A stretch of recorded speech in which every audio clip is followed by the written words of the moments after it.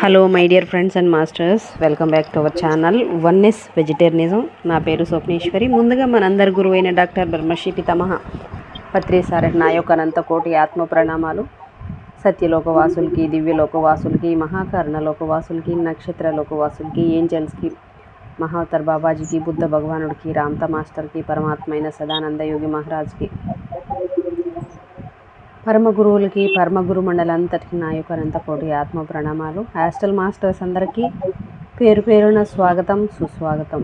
Welcome masters, welcome welcome. Thank you.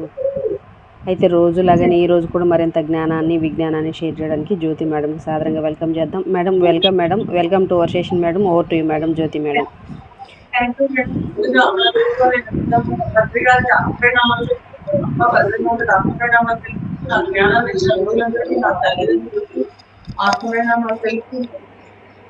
నాకు ఈ అవకాశం స్వప్నేశ్వరి మేడానికి జ్ఞానం పైకి తెలుగులో సూర్య కుమార్ మేడానికి ఆత్మీయనామాలు తెలుపుకుంటూ మనం నిద్ర బుక్లోని ఈ రోజు అంశం ప్రార్థన గురించి తెలుసు. ప్రార్థన నిద్ర ఇక్కడ ఏం చెప్తున్నాడంటే, మీకు కాకుండా వేరే దేవుళ్ళకి మీరు మేడం గొంతు కాడికి మాత్రమే కనపడుతున్నారు. మీరు ఇంకొంచెం కిందికి ఇదే గొంతు కాడికి మాత్రమే కనపడుతున్నారు. ఇప్పుడు ఓకే ఓకేలే.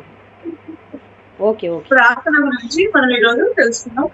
మిర్జార్ ఇక్కడ ఏం చెప్తున్నారంటే, మీకు కాకుండా వేరే దేవుళ్ళకి మీరు విన్నపం అందిస్తే మీ ప్రార్థన వ్యర్థము అని చెప్తున్నారు. మీకు కాకుండా వేరే దేవుళ్ళకి మీరు విన్నపం అందిస్తే మీ ప్రార్థన వ్యర్థం. ఎందుకంటే ఆకర్షించే శక్తి, జుగుప్స కలిగించే శక్తి రెండు కూడా మీలోనే ఉన్నాయి. మిమ్మల్ని ఆకర్షించేవి, మీకు జుగుప్స కలిగించేవి రెండు మీలోనే ఉన్నాయి. ఒక వస్తువు తీసుకోగలగడం అంటే ఇవ్వగలగడం కూడా అని చెప్తున్నాడు. ఆకలి ఎక్కడ ఉంటుందో ఆహారము అక్కడే ఉంటుంది. ఎక్కడ ఆహారం ఉంటుందో అక్కడ ఆకలి ఉండి తీరాలి. ఆకలి బాధకు గురి కావడం అంటే తినడముతో పొట్ట నింపుకోవడంలో ఉన్న ఆనందాన్ని అనుభవించగలగడమే అని చెప్తున్నారు. లేమిలోనే లేని దాని సరఫరా ఉంది. తాళము చెవి తాళానికి పూచీ కాదా?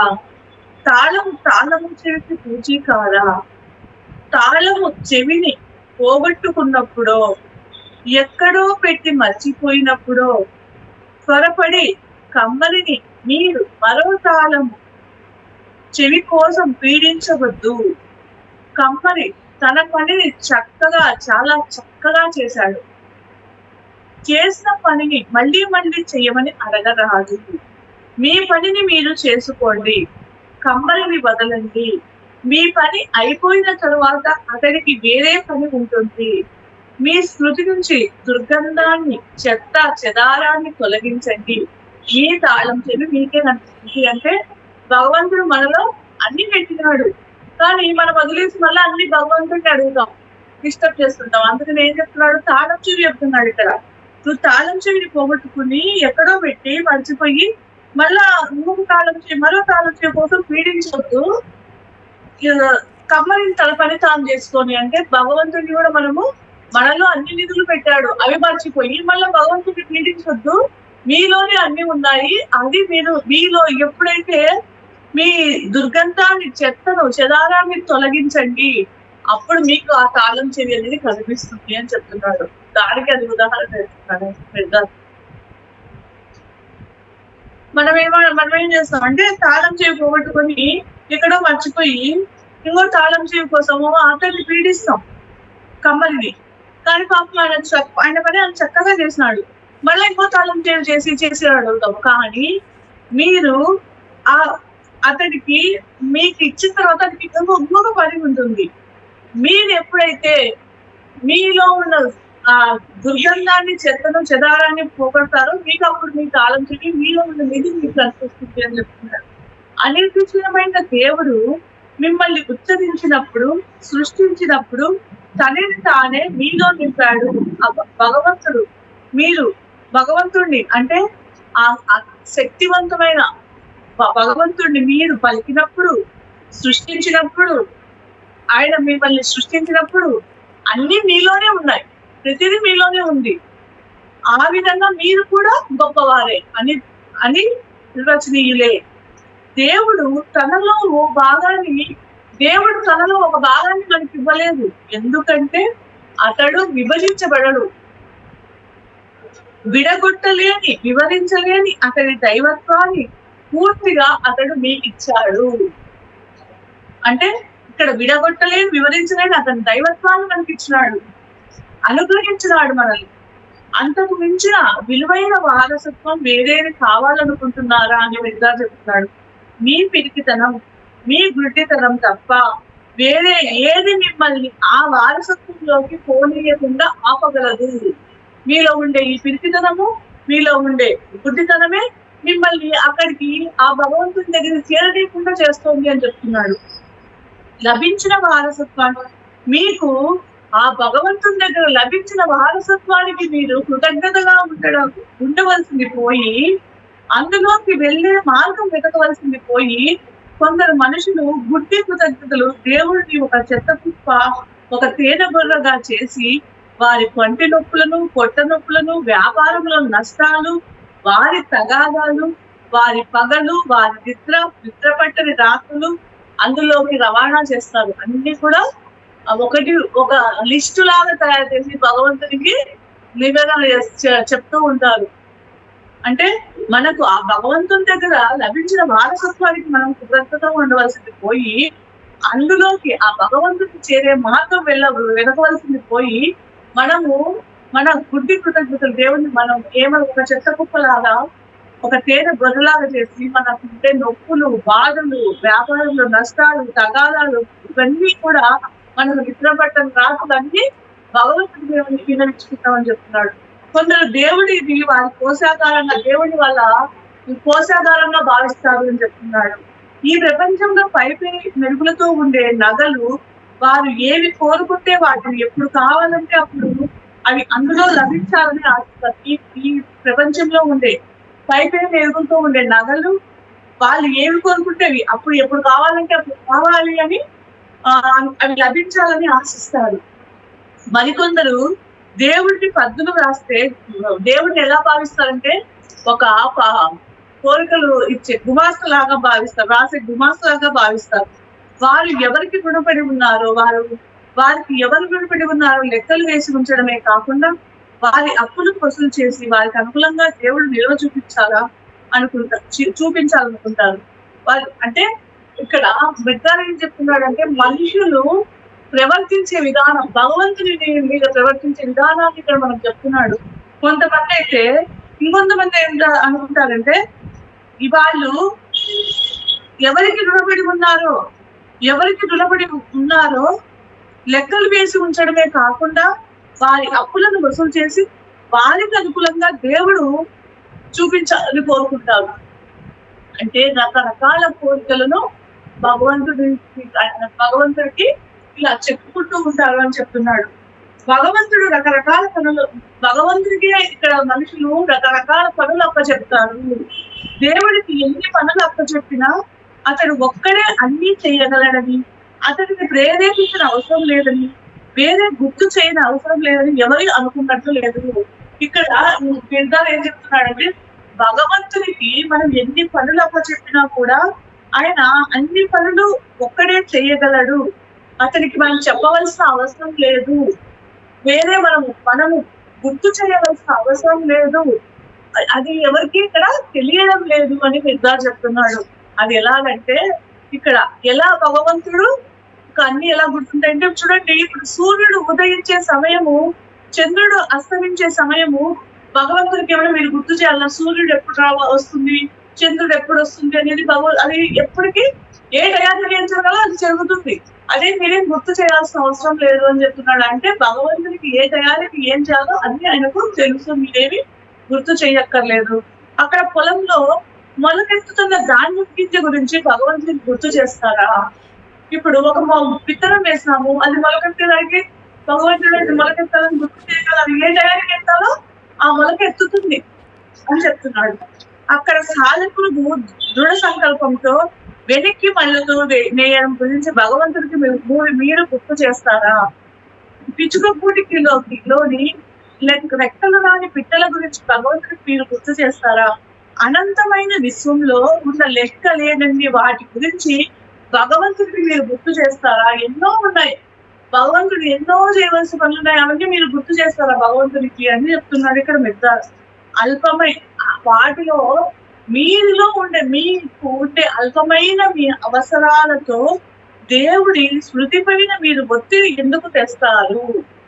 మీ అల్పమైన అవసరాలతో దేవుడి శృతి పైన మీరు ఒత్తిడి ఎందుకు తెస్తారు? మీరు పిచ్చుకలు త్యాగము సాలెపురుగుల కన్నా అతడి దయ తక్కువ కాకుండా. అంటే ఇక్కడ ఏం చెప్తున్నాడు?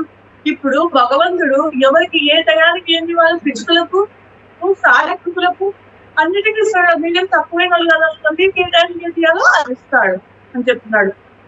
వాటిలాగా వాళ్ళకి ఏమి పిచ్చుకలకు సాలెపురుగులకు ఎలా ఇచ్చాడో వాటిలాగా మీరు కూడా మీకు ఏమి ఇచ్చాడో, మీకు దేన్నైతే భగవంతుడు ఇచ్చాడో ఆ భగవంతులను స్వీకరించి మీ పనులను ఎలాంటి ఆర్భాటకు హడావిడి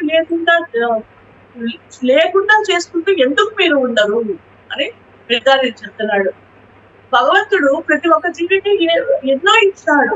మీకు ఇచ్చిన దానికి మీరు కృతజ్ఞత లేకుండా, మీ జీవితంలో హంగు ఆర్భాటం లేకుండా మీరు ఎందుకు జీవించరు?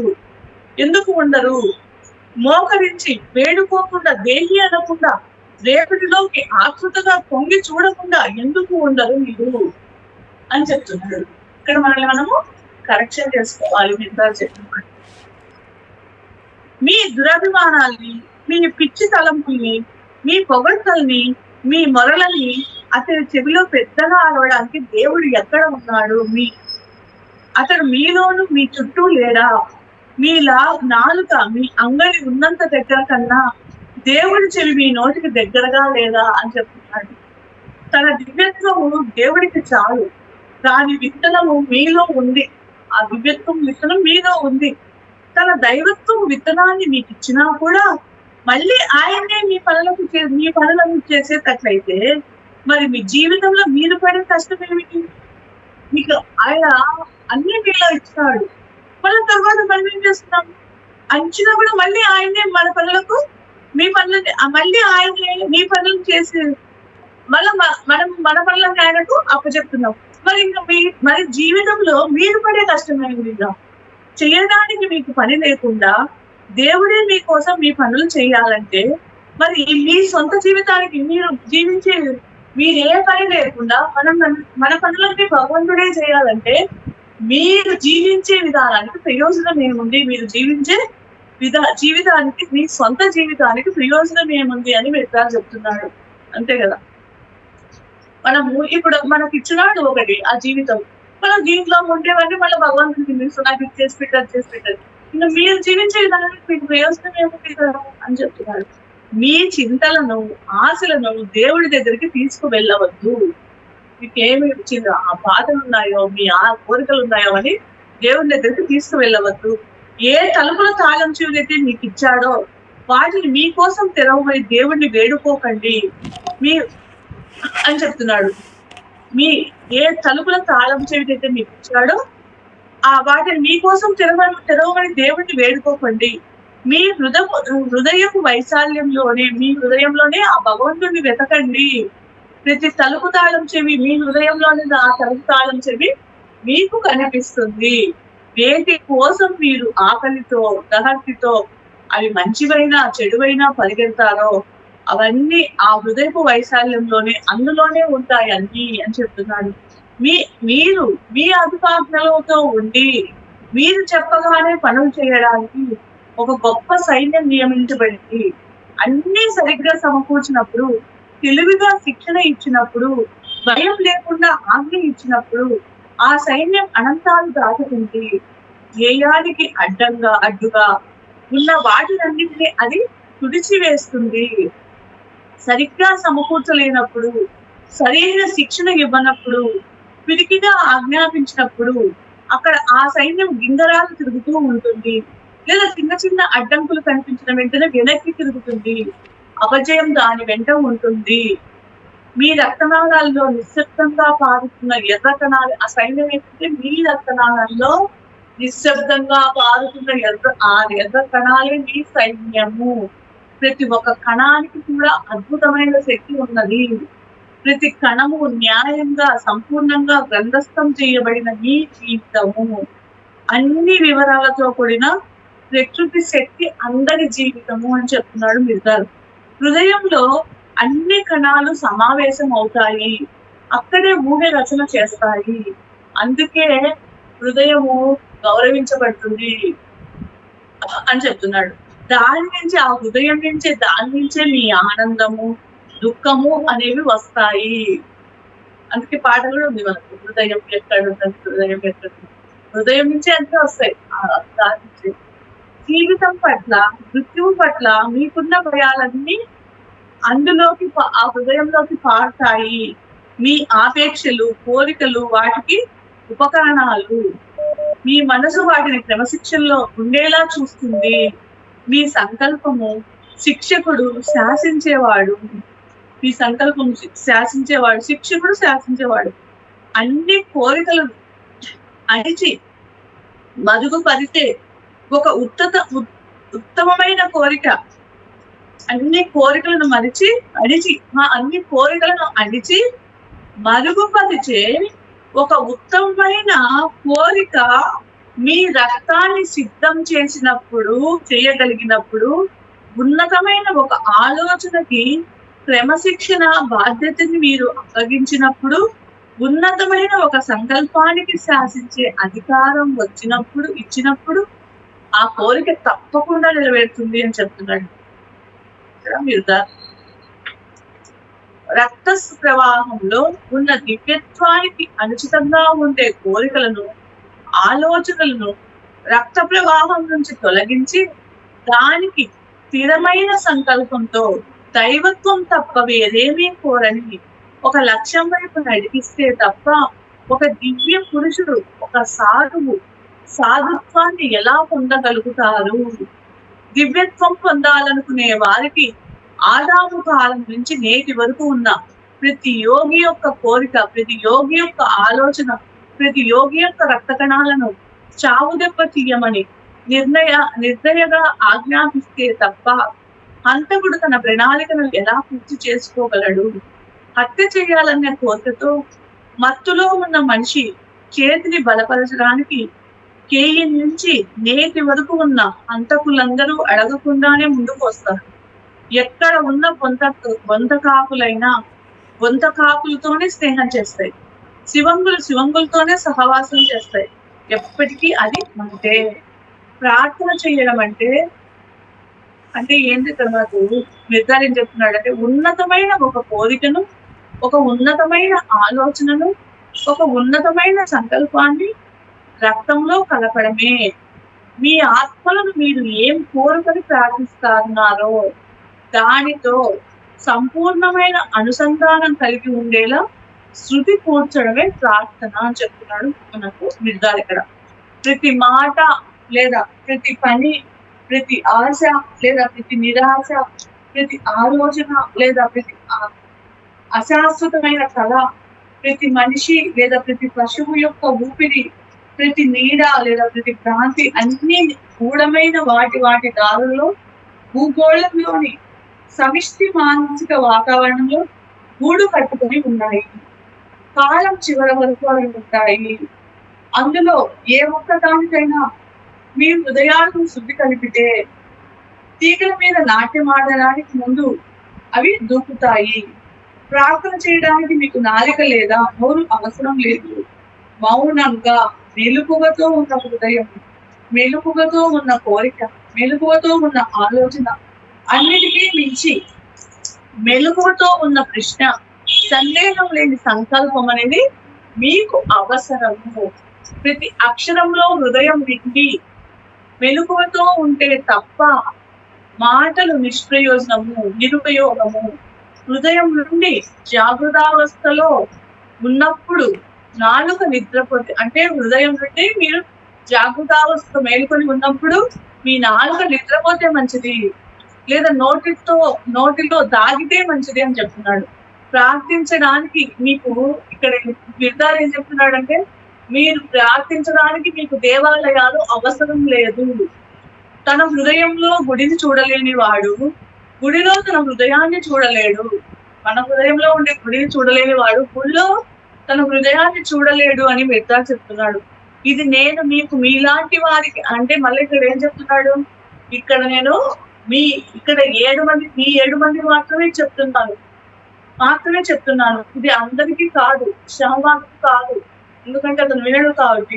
చాలా మంది యజమాని లేని వారు ప్రార్థన చేయవలసిన ఆవశ్యకతను వారు గుర్తించారు, కానీ ఎలా ప్రార్థించాలో వారికి తెలియదు. మాటల్లో తప్ప వారు ప్రార్థించలేదు. వారి నోటిలో మీరుంచిన మాటలతో తప్ప వారికి ప్రార్థించడానికి వేరే మాటలు లేవు. వారి హృదయ వైశాల్యంలో తిరగవలసి వచ్చినప్పుడు భయపడతారు, దారి తప్పుతారు. గుడి గోడల మధ్య వారి లాంటి మనుషులు మధ్య వారు మూఢతాపనం పొందుతారు. వారిని గుడులు కట్టుకోనివ్వండి అంటున్నాడు మిర్దాల్. వారి ప్రార్థనలను వారిని పాడనీయండి, కానీ మిమ్మల్ని మాత్రం నేను అవగాహన కోసం ప్రార్థించమని ఆజ్ఞాపిస్తున్నాను. దాన్ని తప్ప ఇంకా దేన్నైనా తీవ్రంగా వాంఛించడం అంటే ఎప్పుడూ తృప్తిరహితంగా ఉండడమే అవుతుంది. జీవితానికి కీలకం, సృష్టించే పదానికి మూలం కీలకం ప్రేమకి మూలం అవగాహన. వీటితో మీ హృదయాలను నింపి మీ నాలుకకు ఎక్కువ మాటలు మాట్లాడే బాధను తప్పించండి. అనేక ప్రార్థనల బరువు మీ మనసుకి లేకుండా చెయ్యండి. ఒక బహుమతి ఇచ్చి మిమ్మల్ని బానిసలుగా చేసుకునే దేవుళ్ళ బానిసత్వం నుంచి మీ హృదయాలకు విముక్తిని కలిగించండి. దేవుళ్ళు ఒక చేతితో లాలిస్తారు, మరొక చేతితో పడతారు. మీరు పొగిడితే సంతృప్తి చెందిన దయ చూపిస్తారు, సంతృప్తి చెంది దయ చూపిస్తారు. దూషించినప్పుడు కోపగిస్తారు, పగతో ఉంటారు. మీరు పైస్తే తప్ప వారు వినరు, మీరు యాచిస్తే తప్ప వారు ఇవ్వరు. ఇచ్చిన తర్వాత వారు ఇచ్చినందుకు పశ్చాత్తాపం పడతారు. మీ కన్నీరు వారికి సాంబ్రాణి ధూపం, మీ అవమానం వారికి విఖ్యాతి. మీ హృదయాలను ఈ దేవుళ్ళ నుంచి విముక్తి కలిగిస్తే వాటితో మీరు ఒకే దేవుడిని చూస్తారు. తనతో మిమ్మల్ని నింపిన ఆ దేవుడు మిమ్మల్ని ఎప్పుడూ నిండుగా చూస్తాడు అని మిర్దాల్ చెప్పాడు. అప్పుడు బెనూన్ ఏమంటాడంటే, మనిషి సమగ్ర శక్తివంతుడు. ఇప్పుడు నువ్వు చెప్పిందంటే వింటూ ఉంటే ఏమనిపిస్తుంది, మనిషిలో అన్ని శక్తులు ఉన్నాయి, సమగ్ర శక్తివంతుడు అని నువ్వు ఇవన్నీ చెప్తున్నావు. దిక్కులేని వాటిని చులకన చేస్తావు, మమ్మల్ని దిక్కుతోచిన స్థితిలో ఉంచావు అని ఆయన చెప్తున్నాడు అనమాట. 1:30 అయిపోయింది. ఇంకొకటి అధ్యాయం, మనిషి పుట్టాక ఇద్దరు దేవదూతల మధ్య మనిషి పుట్టుక ఇద్దరి దేవదూతల మధ్య ఇద్దరు రాక్షసుల మధ్య సంభాషణ. దాని గురించి తెలుసుకుందాం.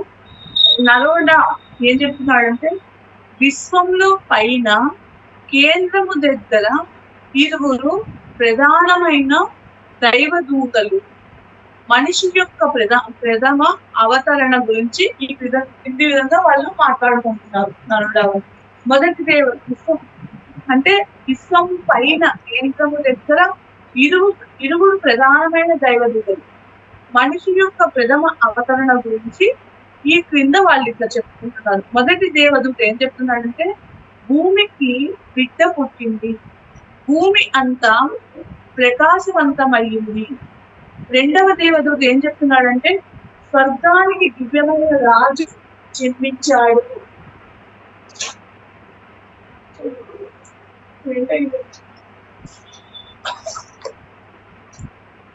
ఇది రేపు తెలుసుకుందాం ఫ్రెండ్స్.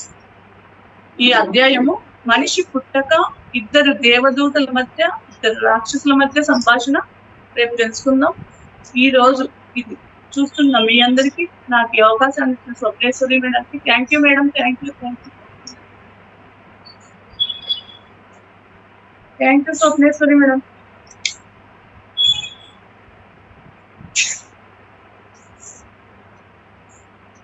రొటీన్లో కూర్చొని